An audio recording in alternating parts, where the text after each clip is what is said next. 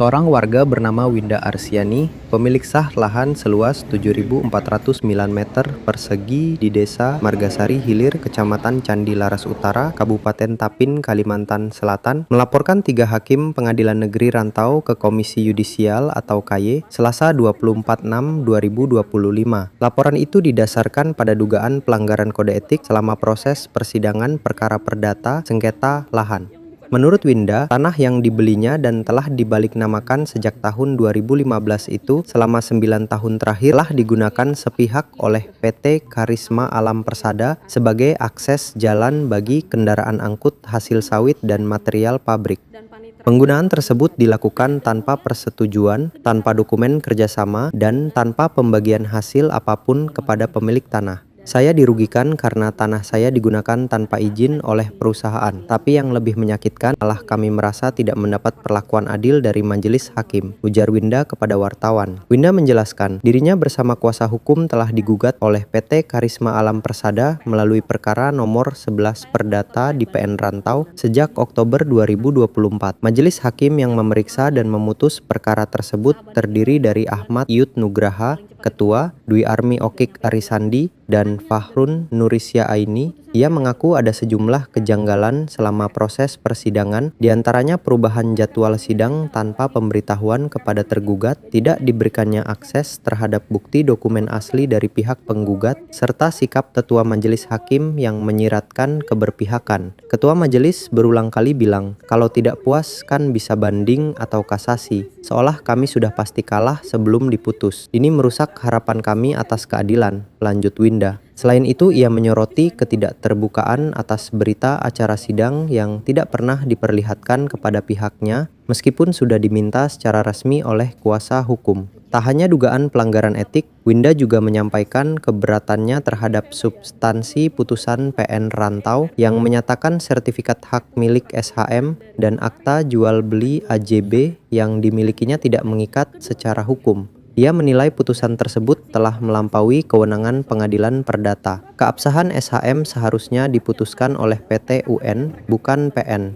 Bahkan penggugat mendasarkan klaimnya hanya pada SKKT atau surat keterangan keadaan tanah yang tidak terdaftar di buku register desa. Kepala desa sendiri menyatakan SKKT itu tidak sah. Pemerintah sudah menaikkan gaji hakim hingga 280%, maka sudah sewajarnya mereka bersikap profesional, jujur, dan adil dalam menjalankan tugas, katanya. Itu memang tidak ditutup, tapi dipersulit. Sampai sekarang Bang, bayangkan dari Agustus 2024 sampai dengan saat ini terlapor tidak dipanggil. Itu jadi ada ketimpangan hukum ya buat orang-orang kayak saya yang bukan siapa-siapa. Untuk majelis hakim ada berapa dan siapa aja? Majelis hakim ada 3 Bapak. Ya. Ketua hakimnya itu Ahmad Iyut Nugraha, anggota hakimnya Dwi Armi Okik Arisandi, Fahrun Nurisya Ani, dan paniteranya adalah Mulyadi. Dan Mulyadi punya kedekatan khusus dengan perusahaan. Informasi itu dari siapa? Dari salah satu tergugat, turut tergugat, pada saat hadir di Pengadilan Negeri Rantau, itu Mulyadi langsung mengontak orang perusahaan. Nih, datang nih orangnya. Untuk apa? Kalau bukan ada sesuatu. Dan ketika hasil PN keluar, saya melakukan upaya banding ke Pengadilan Tinggi Kalimantan Selatan. Ya. Yang normalnya usaha banding itu minimal sebulan ya, paling cepat itu sebulan. Ini nggak nyampe sebulan Bang, hanya 3 minggu putusan PT keluar menguatkan putusan PN. Itu kalau bukan karena angin yang kencang, apalagi sekarang kan hakim gajinya naik 280% ya. Apa kabar buat orang-orang kayak kita yang nggak punya uang tapi haknya dicuri gitu loh. Saya lapor polisi, saya diperas sama polisi, saya diancam, dipersulit, sedangkan semua saya bukti punya Bang. Satu pun mereka nggak punya bukti selain uang dan kekuasaan. Dalam laporan ini buktinya apa saja yang ini? Saya punya fotokopi SHM, AJB, KTP, kwitansi, PBB saya bayar dari 2015 sampai saat ini saya yang bayar pribadi Pak. Saya punya surat pernyataan dari notaris mengatakan jual beli itu sah, dihadiri oleh kedua belah pihak dan disaksikan oleh saksi. itu ada surat pernyataan. Surat pernyataan dari kepala desa setempat yang mengatakan adalah SKKT yang mereka klaim sebagai kepemilikan itu tidak terdaftar di kantor desa, mereka tidak terdaftar dan tidak diketahui, dan kepala desa menyatakan bahwa itu adalah tanah milik suami saya sampai saat ini. Lalu bukti lainnya adalah notulen dari Polres dan masih banyak lagi bang. Saya punya semua bukti dan pertanyaan saya, mereka punya bukti apa sih sampai menang selain uang itu? Jadi bukan pelanggaran etiknya itu Hakim nggak jujur bang. Hakim nggak jujur. Hakim itu selama persidangan bang, kan kita ada rekamannya ya. Saya ngikutin setiap detiknya.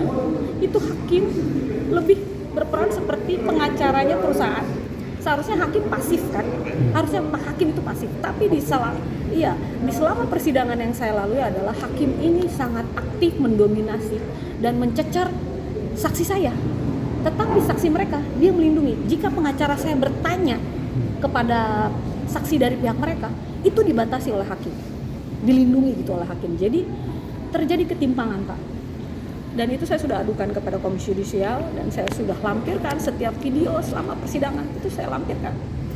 Harapan saya ya dari Komisi Yudisial bisa memantau proses kasasi yang saya ajukan di MA agar lebih objektif, agar kebenaran itu yang paling dijunjung tinggi, bukan uang. Itu Bang. Kasubdit yang baru Bapak Jerry. Yang memegang LP Mabes saya itu Bapak Jerry. Bapak Jerry ini adalah, kalau yang kita tahu, dia dulu yang dipecat oleh kasus Sambo. Di Januari dia menjadi Kasubdit di Tipidum dan memegang LP saya. Dia menyampaikan kepada saya, pidana saya itu tidak bisa dilanjutkan. Di hold dikarenakan proses perdata. Yang saya duga ini terjadi kerjasama antara penyidik dengan perusahaan sepakat menggugat saya perdata supaya bisa memperlama pidana saya. Itu Pak. Itu di situ. Dan setelah saya memasukkan kasasi, hari ini saya masukin kasasi, subuh saya dapat WhatsApp ancaman. Saya akan bunuh kamu di tanah kamu. Itu ada WhatsApp dan saya diancam. Hari ini ancaman itu dari mana? Saya nggak tahu. Itu ada nomor WhatsApp random ke saya. Saya masukin kasasi itu tadi pagi. Besok subuh saya dapat WhatsApp. Saya kubur kamu di tanah kamu. Tapi saya nggak balas. Karena saya nggak tahu itu siapa. Tapi yang jelas, yang orang merasa dirugikan naik kasasi. Jadi harapan saya di MA untuk proses kasasi, hakim yang menerima kasus saya bisa lebih objektif dan menjunjung tinggi kebenaran gitu. Terkait ancaman apakah dilaporkan nggak? Siapa Pak? Kalau terkait ancaman tadi, WA tadi? Enggak. Sebenarnya Pak banyak yang ingin saya laporkan, cuman kembali lagi Pak, 2 LP saya aja susah. Iya. Saya agak trauma berhadapan dengan polisi, begitu. Coba lain ke Ombudsman atau ke LPSK mungkin nggak? Sudah. Sudah? Saya sudah pernah ke Ombudsman, kemana, tapi yang nggak ditanggapi Pak. Oh gitu ya. Mungkin dengan viral bisa ditanggapi, tapi Oh, gitu kalau ya. nggak viral ya nggak ditanggapi. Winda berharap Komisi Yudisial dapat menindaklanjuti aduannya dan memberikan sanksi tegas kepada para hakim yang dinilainya tidak menjunjung keadilan dan kejujuran. Ia juga berharap agar hakim di tingkat kasasi dapat menilai perkara ini secara objektif berdasarkan bukti dan fakta hukum. Tim Pantau Sidang melaporkan untuk Anda.